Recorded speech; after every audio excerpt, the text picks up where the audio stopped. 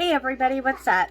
So, I didn't get to do a video of me going to the hospital and checking in, and honestly that first day was so overwhelming and I was so nervous that I just couldn't even get myself to do a video the day of, sitting there waiting to have my little baby boy who is waking up for a feeding right now. Okay, false alarm. He was not waking up. He was just whining a little. Okay, so my husband and I took the rest of our kids over to my mom and dad's house, and we dropped them off the night before so that we could get a good night's of sleep. Yeah, right.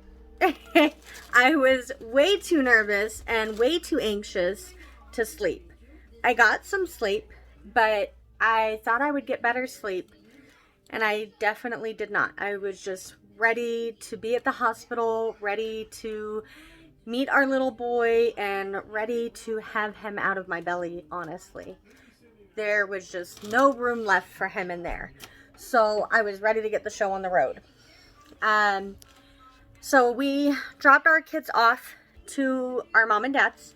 The next morning we got up. I think I ended up waking up at like 6. We didn't have to be at the hospital until 9. So that was kind of nice. I could have slept in a little bit, but I physically couldn't because I was just too anxious. But we got up, we got ready, we got things going, just kind of took it easy and slow. It was nice not having a rush and getting there and just everybody being ready for us. So for anyone who doesn't know, by the description or any of my previous videos, it was a repeat C-section. This was my 4th C-section, and I did get a tubal done with this C-section as well. So this is my last child. So we went in Thursday morning. We got all checked in. As soon as we got to the hospital, we had to check in at the front desk. That is kind of like a COVID checkpoint sort of thing. They want to know if you've already been tested, what the test came back as, if the person with you has been tested, what their test came back as, have you been in contact with anybody, all that kind of stuff. So they ask you all that, and then they give you a green band that you've been screened already. I'm assuming green means good, because that's what me and my husband both got. I'm assuming if you got a positive test, maybe you would be asked to leave, or you would just get a different band so that the nurses were aware. I mean, obviously, if you're the one having the baby, they're not going to tell you to leave. I asked that question because I was very curious. If I was positive, am I still going to have my child as scheduled? And the answer was yes. So rest assured, you're still having that baby. So from there, we went to another front desk area where, if we weren't already at that hospital in a previous time, we would have gotten our registration paperwork. Thankfully, we've already been there. I did not have to do a bunch of paperwork. I just had to sign a few consent forms, which was amazing, because when you first go in as a first-time mom, there is so much paperwork to fill out. It is crazy and it is ridiculous, and I highly recommend asking the hospital if you can get that paperwork in advance, if they allow it, so that you can have all that paperwork filled out when you come in and just hand it over to them. And then they go through it right there with you to make sure, of course, everything is filled out correctly. You signed all the correct spots, because obviously they're not going to do what they need to do without everything completely signed, because that's you giving them all the consent and everything. So from there, we went and sat down for a little bit until they called us up. They called us up. We went over to them. Their systems were down, so they actually had to give us a bunch of papers to bring back to the OB department with us, whereas usually they would just put everything in the system, let them know that we're there, and send us on back. So, instead, they handed us all the paperwork after I signed all the consents, and told us to bring it back to the OB department with us so that we can hand it off to the nurses back there. Okay, so then we get back to the OB department, and what we brought in with us was my hospital bag. We actually brought in the car seat and stroller combo set that we have. The car seat is obvious because we needed it to be able to bring baby home in.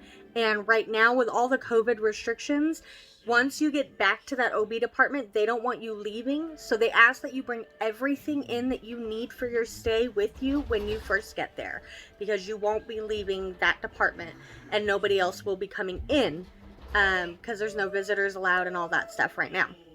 So we brought in the stroller and car seat because we used the stroller as like a cart to bring all of our stuff in with us. So like our hospital bag, and then we actually bought the nurses some coffees and cinnamon rolls and donuts when we got there.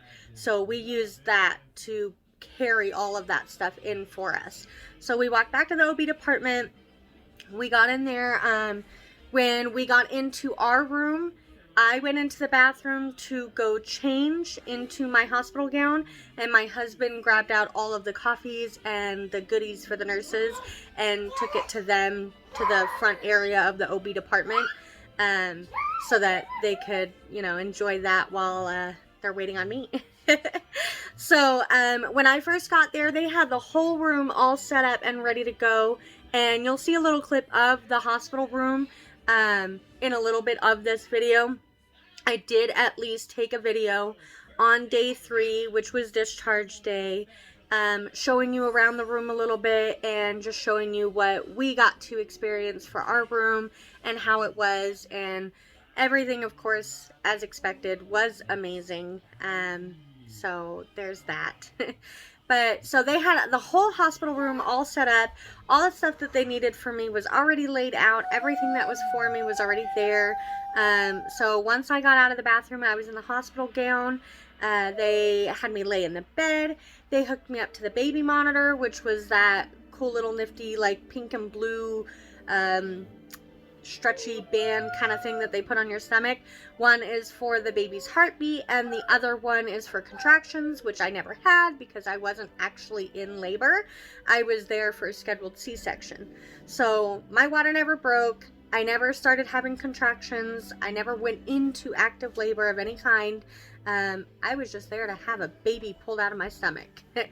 So once they hooked me up, the nurse explained everything that I could expect for the next couple hours, which is so comforting because she asked as well, do you have any questions? Do you have any concerns? And this would be the optimal time to ask any questions that you have. And I very, very much urge you guys, ask your nurses questions if you really don't know, if it's your first time, even if it's your 5th time. If there's a big enough gap between having babies, the medical field changes. So ask questions. If you have questions, ask them. That's what the nurses are there for. They're there to take care of you. They're there to answer your questions, and they're there to make sure that you're okay the whole time. So ask any questions that you have.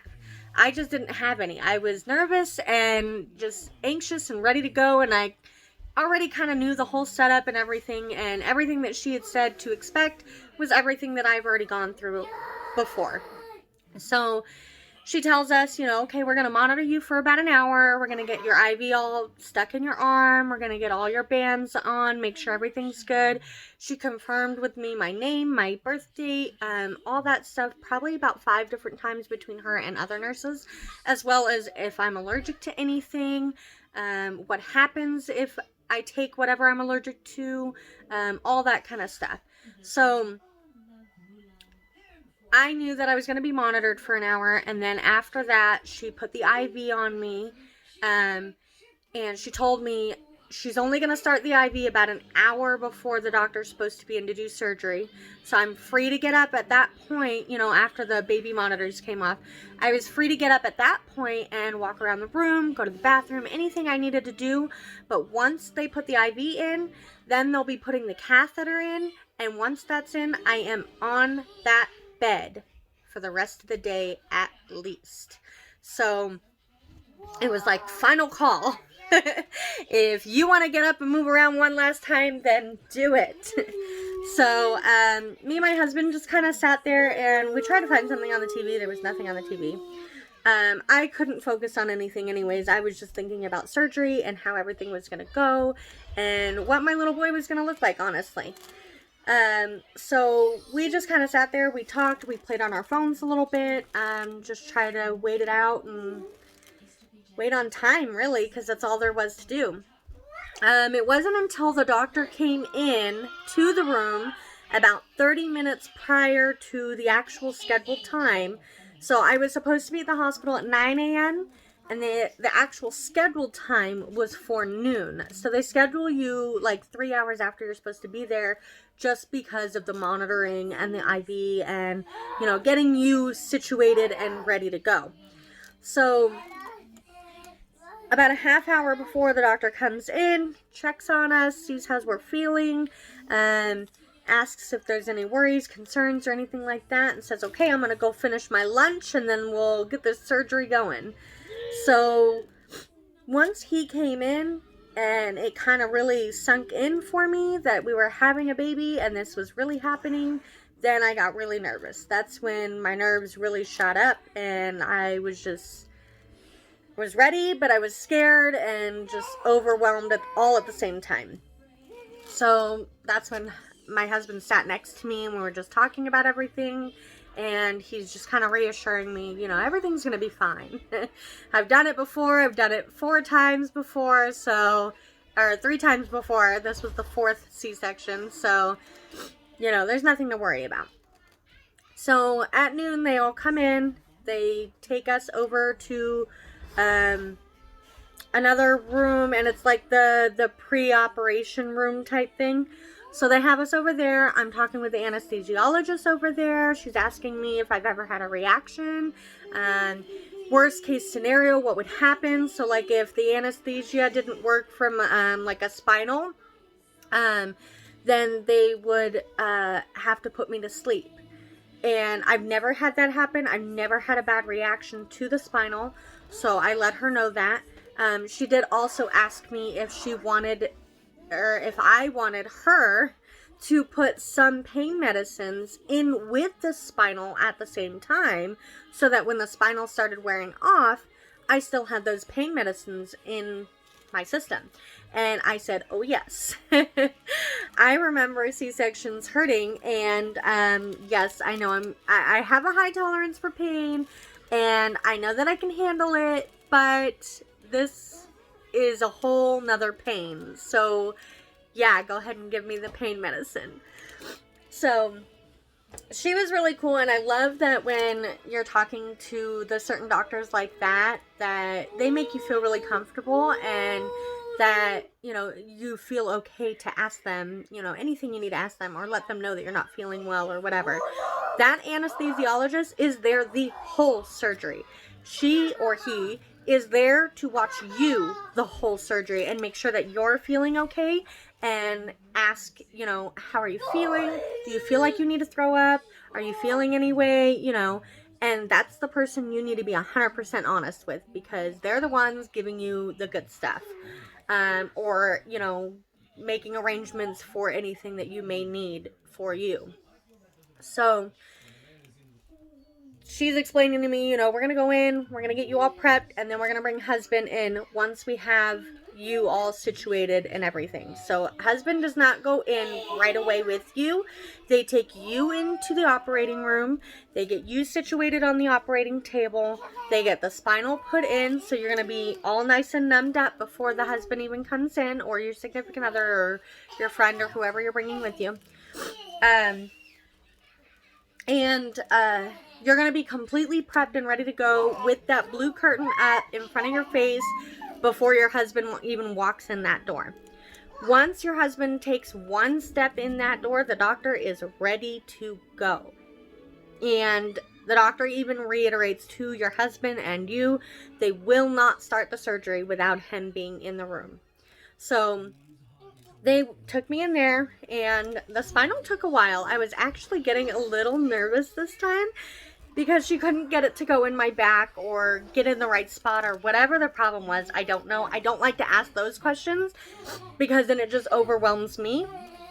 I don't mind asking them after the fact, but in the moment, I feel like it's better to just let them do their job, at least for me. And I just sat there and waited and made sure that everything was good by just doing what they told me to do, you know. So when they're doing their spinal, they want you to tuck your head down. They want you to roll your back and kind of push it out towards them. It helps them go in between your vertebrae and, you know, really feel out where they need to be to get that needle in where they need to get it. So I sat there and I was trying to make small conversation with a lot of the other nurses, you know, and just like, oh, hey, you know, my babies are all big babies, and I'm curious to think, or to see what everybody thinks on what he's gonna weigh. So, you know, let's take bets. Let's just guess and see, right? So, we're all taking guesses around the room and everything. She gets the spinal in. I immediately start feeling, you know, from my feet, everything starts getting numb. They lay me down, you know, they get me all situated, and once the spinal's in and administered and you feel that pumping through you, it's like 5 minutes tops and they have you completely ready to go and your husband's walking in the door and the surgery is starting. It's like that. Like, and it's awesome that it's so quick and ready like that, because I think that it would be a little bit more nerve-wracking if you had to wait even longer at that point. So I'm laying down. They have everything all situated for me. They're making sure I feel good. They are putting the blue curtain up as Dad is walking in the door. And they put a stool right next to my head for him to sit down. He sat down right next to me. We said our hellos, and Doctor was already operating. Now, with me, it took a little bit just because I've had previous C-sections. There was scar tissue to get through, and the doctor even told me when he came into the room to check on me, it is going to be a little bit longer of a surgery because of the scar tissue he's going to go through. He wants to take it nice and easy. He wants to make sure everything goes good, and then I have to remember that I'm also there to get my tubal done as well. So it's not just a C-section anymore. So I was all fine with that, knowing that, you know, it's going to be a little bit longer. And it's nice that he told me, because if he wouldn't have told me all of that, I probably would have gotten a little worried, because I'm one to compare one C-section to the next. And if I'm sitting there thinking, oh, well, the first one went by super quick, why is this one taking so long, you know, then it would draw some concern normally. So for him to tell me that, you know, it's going to be longer already, don't worry, that made me happy to know. So he did his thing, you know, he got through the scar tissue, he got that big boy out, I can't say baby, he got that big boy out, and him and everybody in the room were just really surprised with how big he was. I mean, he was a big baby, and you will see some pictures of him and maybe a little video or two in this clip as well, as long as you stick around. So they got him out. They first bring him, well, they first asked Dad, do you want to see? Dad stands up and he takes a picture over the blue curtain. My hospital allows pictures, and we did have to ask this prior to. They allowed pictures. They said no videos. The doctor told us, you know, if you want to sneak in a video, take a video, but don't get caught, kind of thing. I don't think they really cared, because nobody reiterated to us no videos, and I think we got a couple, so cool. But so they asked Dad, you know, do you want to see the baby? He stands up, he takes the picture, he gets the first look, basically, and then they brought him around to the side of the curtain, where I turned my head to the right. I got to see him right there, and, you know, within that time, we're also hearing his first little cries. Then they're getting him, you know, separated from the umbilical cord, handing him off to the nurses, and at that point, they're bringing him over to his little, like, incubator kind of thingy, and getting him all cleaned up. And they invite Dad over there at that point, so Dad can be with our new baby while they're taking care of me, getting out my placenta, and then starting on my tubal work at that point. So Dad's over there, and I mean, they're still talking to me. I'm still completely conscious, and I am able to have a conversation, And to me, it's such a trip. It really is. The fact that you're getting cut open and somebody literally has your stomach open and they're pulling this life out of you, but you're able to still talk and function. Well, not really function, but you're able to talk and have a conversation and like really know what's going on. It's kind of a trip.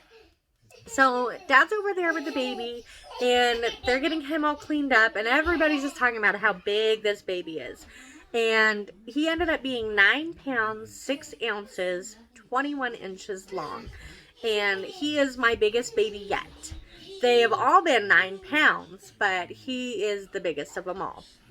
And like I said, I will add some pictures of him. You will get to see him. And if he wakes up here in a little bit for feeding, maybe I'll even sneak over there and let you see him. So that was pretty much that. From that point on, they take baby out of the room and Dad goes with him. And they're going to go do all of the baby's vitals, check his blood, draw some blood, test his blood, see what blood type he is, all that good stuff. Check his heart, hearing test, all the things that they need to do for him. Give him his first sponge bath, all that. So they go to take care of that. Dad stays with baby so that baby's good. And because he doesn't typically go with me to the recovery room. So they're finishing up my surgery, which I ended up being in surgery for a little while longer. Once they put in the stitches and got me all, covered up and everything, they took me to the recovery room where I spent about an hour there recovering.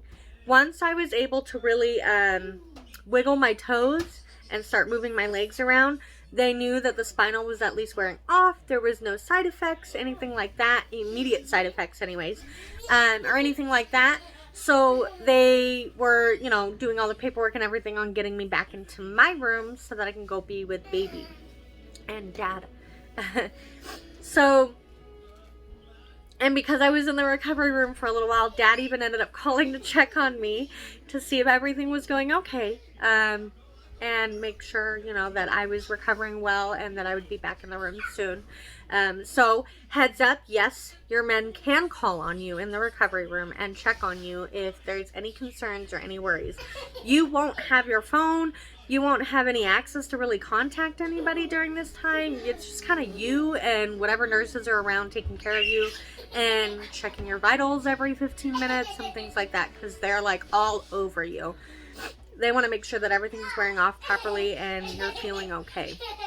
So once the recovery was done, they wheeled me back to my room, and I was actually really happy that it wasn't a huge distance in between anything. So like my OB department was like right around the corner from the operating room. The operating room was like right around the corner from the recovery room. The recovery room was like right around the corner from the OB department again. So it's nice that they have it all planned out pretty well like that it's like really, really close to each other because you want to get back to your room, like you want to get back to your room. You want to see your baby. You want to see your husband. You want to just be in your own little space. So they got me back to my room. And I finally got to see my little boy, and I got to hold him at that point. We did a lot of skin-on-skin contact, talking to husband, of course, making sure everything's okay on his end. He lets me know. Of course, the nurses let me know too, but he usually lets me know what's going on with baby. Is there any jaundice? Is there any issues? Is there any, blood sugar problems? Anything like that.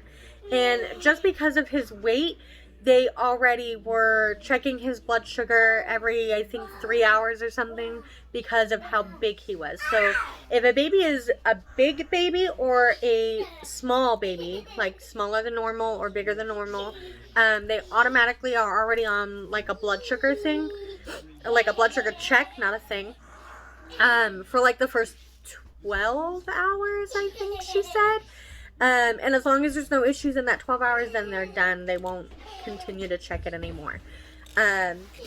So Dad's letting me know baby's fine. We're back in the room. At this point, I just want to sleep. I'm exhausted. And I'm also hungry at the same time because I haven't eaten since midnight the night before. Now it's already, I think, 3 o'clock by this time that I get back in my room after surgery and everything. It was crazy.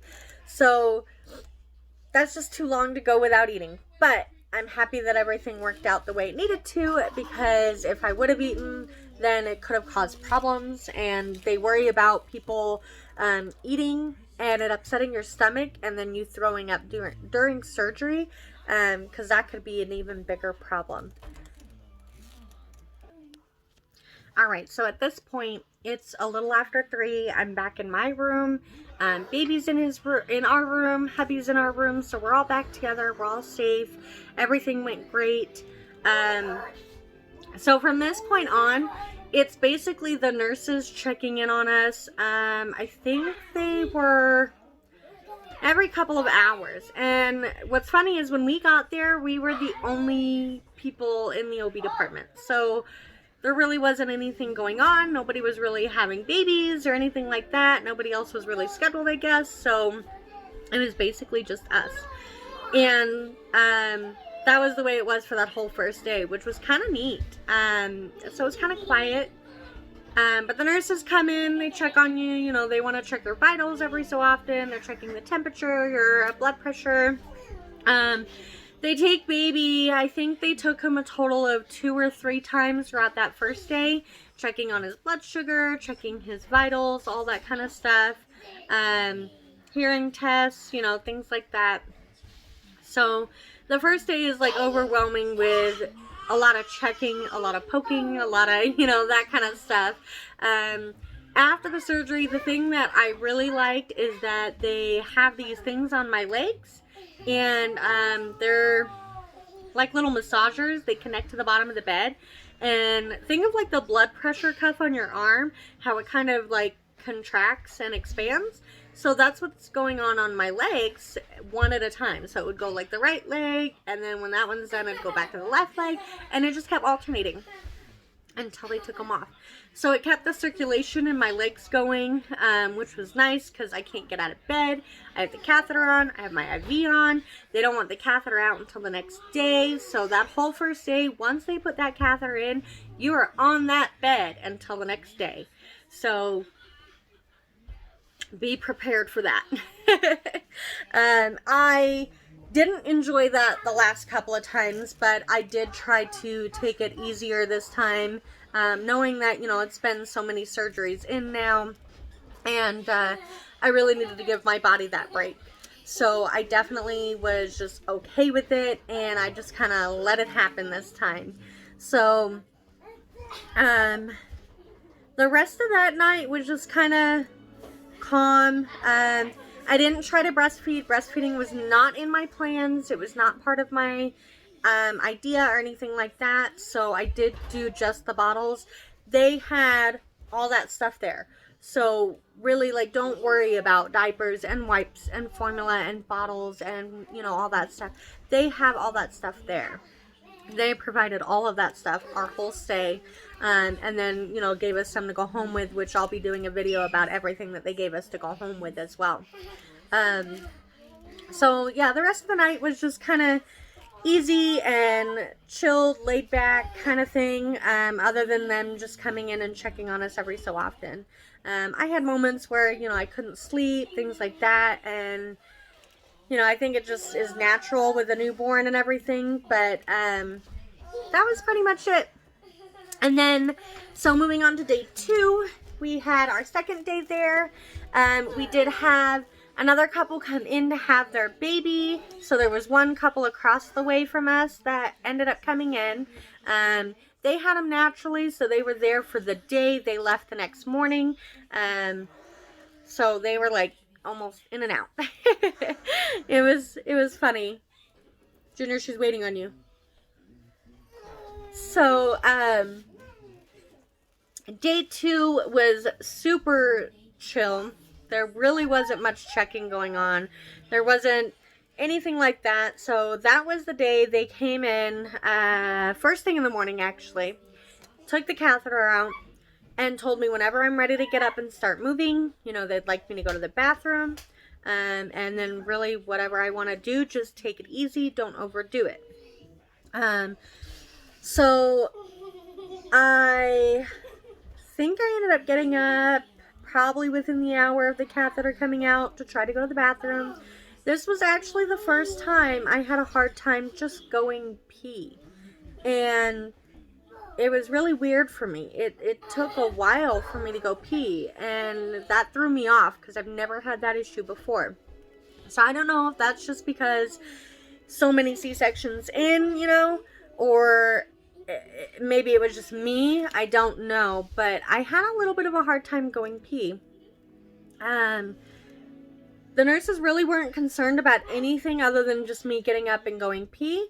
They weren't concerned about, passing a bowel movement, taking a shower, anything like that having to be done this time, which was kind of weird to me because all of my other ones, they didn't want me to leave the hospital until I passed a bowel movement. They wanted me to shower, and the nurse had to be there, to help out and make sure everything went okay.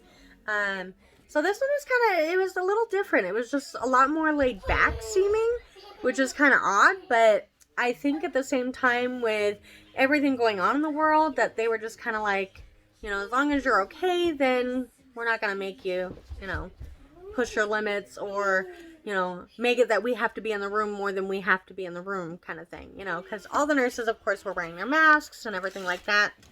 So you can tell that they're definitely taking their extra precautions. Let me think. So I don't really think that there was really anything else to day 2. It was really just hanging out, spending time with our newborn baby with each other, getting up, and I ended up showering with my husband's help. I ended up, going to the bathroom a couple of times, and I think I was up so much that the nurse actually said, okay, lay back down and rest, because my feet were starting to swell up a little bit. So she's like, you don't need to be on your feet too much, but, we do encourage the walking and everything. This time I was definitely in a lot more pain, so I did try to keep up with the pain medicine. Definitely ask your nurses for the pain medicine. And even ask them to write it on that whiteboard that's right there in your room when your next dose is supposed to be, because I kept forgetting. And if I wasn't asking them for it, they weren't really giving it to me. There was like one nurse that was like, oh, I'll keep up with it with you. But then a lot of the other nurses were saying, if you're not asking for it, then we don't really give it to you. So ask them to write it on the whiteboard. And that way you know when you're due for your next dose of whatever it is that they're giving you. Mine was Percocet and the 800 milligram Motrins. So I had them finally write it on the board, and once they wrote it on the board, I was like clockwork, like, hey, I need this, because at one point it had wore off and it had been like an hour or two past the time that I could have taken it, that I was in a lot of pain and I was not very happy with it. So I definitely recommend staying on the medication, at least in the hospital while you can, to give your body that time, and so you're not feeling too horrible. I think that's pretty much it for day 2. There really wasn't much to it. For day 3, I did do a little clip of us in the hospital, so I will play that after this. And the only things that they really sent us home with as far as paperwork, there's just this one manila envelope here, and it's got literally everything inside of it. And mostly it's just paperwork on getting his birth certificate, I got his shot records from them, so whatever shots that they gave him. Trying to pull it out here. So let me see here.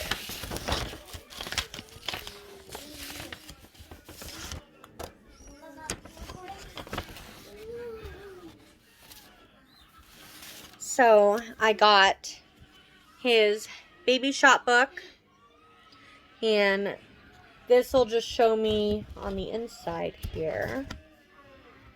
So that'll just show me whatever shots that they gave him. His blood type's at the bottom, the date that they gave him, all that good stuff is there. His birth date.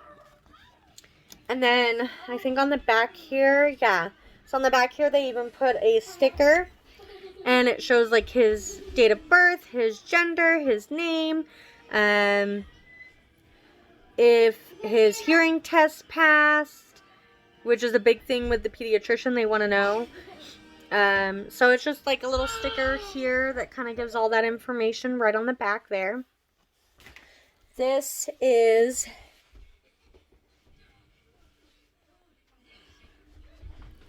so we need to go and do one more little blood work thing on him, and that's what this is. So these little dots right here at the bottom, they're going to prick his foot and they're going to rub his blood on each one of those circles and do some more testing there. And I need to go back to the hospital to get that done.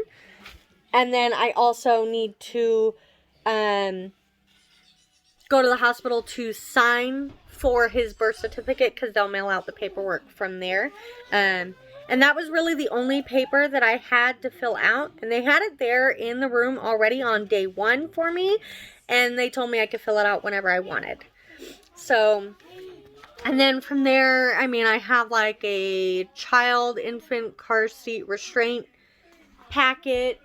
That's just telling me about, you know, the infant car seats and the laws in Arizona and stuff. And then just my discharge paperwork, when I need to go see my doctor, so my actual OB, how soon after, and what I need to do as far as, you know, leaving the hospital, things that I need to be aware of as far as like the C-section and stuff. They did completely cover my C-section with bandages and stuff, and my doctor told me not to take it off. Leave it on there. I have dissolvable stitches in, and they will just, you know, do their thing, and to try to keep it on until my appointment with him. If it falls off in the shower, it falls off. Just don't mess with it. Keep the area clean and dry. And that was pretty much it. And I have not seen my scar. I have not seen that area. It is completely bandaged up, and I'm really curious to see how it looks, but I'm gonna let it do its thing, and maybe that'll make it look even better. Oh my goodness. Kiddos. From there, I just have a education packet on newborns, I guess. And it's like a really, really thick packet. I don't know if you can see how thick that is. Yeah, that's a thick packet. But that's just on, like CPR for the infant, how to do it, SIDS prevention. I guess it lists everything right there. Newborn rashes, the car seat, shaken baby syndrome, keeping your newborn healthy and safe, how to take the body temperature of a newborn, jaundice, all those kinds of things, how to bottle feed, how to prepare for formula, all the good stuff you need to know as a new parent or a returning parent. So that's pretty much all the paperwork that I got. There really wasn't much to that this time, which was awesome. And little baby's waking up, so let's go ahead and peek on him real quick so you guys can see him. And then I will let Big Brother feed him because he's been asking. So I'm gonna turn the camera. And here is little baby boy. Oh, no. Oh, do you want to say hi? Yeah. That's my baby girl, but here's my baby boy. Say hi, buddy. No, don't say hi, huh? Sorry about all the screaming. I have kids, as you can tell. So that is pretty much it. I'm going to add the last little bit of this video from day 3, from discharge day. And if you guys have any questions or comments, drop them down below. If you guys have a different story, if you have any questions, maybe I can ask my doctor when I go do my follow-up visit for you, what his thoughts are. But definitely always reach out to your own doctors. They know your story, they know your background, they know what's going on with you. But that's it. So until next time, I'll see you guys in the next video. My next video is going to be all about what I got to bring home from the hospital, what they gifted me, and just all the little like newborn diapers, wipes, things like that. And I'll even give you a little peek here. That whole stack there is all stuff that I got from the hospital. So we'll be going through all that later. And I'll catch you in the next video. Bye. Hey everybody, what's up? So I'm in the hospital. Today is actually day 3. We're on discharge day. I didn't realize everything was going to be so overwhelming and so quick paced the first couple days. Well, really the first day. And I didn't expect me to be so nervous and anxious. So I really didn't video like I wanted to coming into the hospital and like day 1, day 2 kind of stuff. But I did take pictures, and I am going to add vlogging to this video to kind of give you guys an idea of what I went through on those days. I did figure at least doing a quick video before we leave here so you can see the hospital, see the setup, see how things went, and see our precious little boy now that he's not in my stomach anymore. So I'm going to flip this camera around and show you around the room a little bit, and then I'll kind of add to this video and tell you guys what happened on day 1 and day 2 and all that good stuff. All right. There we go. All right. So when we first got here, they had everything all set up and ready for us. They were ready to go. They knew it was a repeat C-section. This was C-section number 4 for us. But this is our room. This is where we got to stay. So obviously the hospital bed. They had all the needs for me on this table here. So like the catheter, those slip-resistant socks, everything was all set up here. That way, when they were ready to get it on me or use that product or whatever, it was already ready and already in arm's reach. So we have this awesome big dresser, and there is a TV up top that we got to use. And this dresser has a few drawers. There's this cabinet area here for all of our stuff, which was amazing. Oh. And then right inside here, they actually had a DVD player. So that's something that, I mean, if you're interested in bringing a movie or two, because there was really never anything on TV. But maybe call your hospital and ask them if they provide a DVD in your room. But just another little cupboard area. So this bag here, and that like lunchbox there were all gifts from the hospital. Basically, as soon as we got here, we got those. And then I know we're going to be getting a bunch of stuff for like leaving.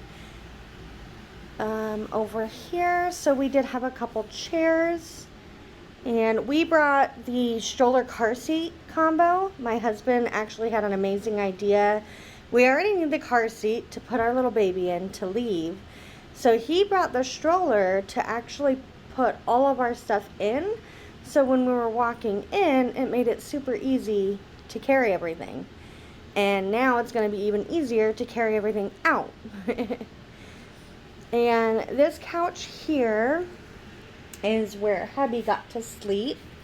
Move the baby. And so this side over here actually extends out a whole nother cushion length and becomes more of like a bed area for him to sleep in. And he just had to move the cushions around and everything, and we set up all the pillows and blankets and all that. So he actually had his own little bed area, which was nice. And then obviously the baby monitor section and all their computers and everything. There's a little sink over here, which is nice. And then right inside there, we have our own private bathroom in our room, which is amazing. And hubby's actually in there taking a quick shower right now. So when he gets out, I will there and show you. It is really nice. I already took a shower this morning. It was amazing. It's nice having the bathroom right here, right next to us. And our own shower to use whenever we want. So that's pretty much it, other than showing you our little bundle of joy real quick. And I'll add to this, like I said, about day 1, day 2, and then I'm going to do a whole nother video on all that bag stuff and show you what the hospital gifted us, and also what they sent home with us as far as like diapers and wipes and formula, because we do have a bunch of that going home with us as well. So let's look at baby. Here he is. Little scrunchy face and all. This is him. He was born at 12:46. And I love this little whiteboard here. So they wrote, "Welcome, Everett."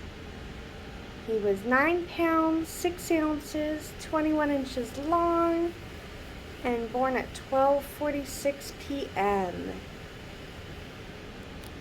He was a big baby, but all of my babies were really big, so I expected it. So that's going to be it for now, and I will update you guys later.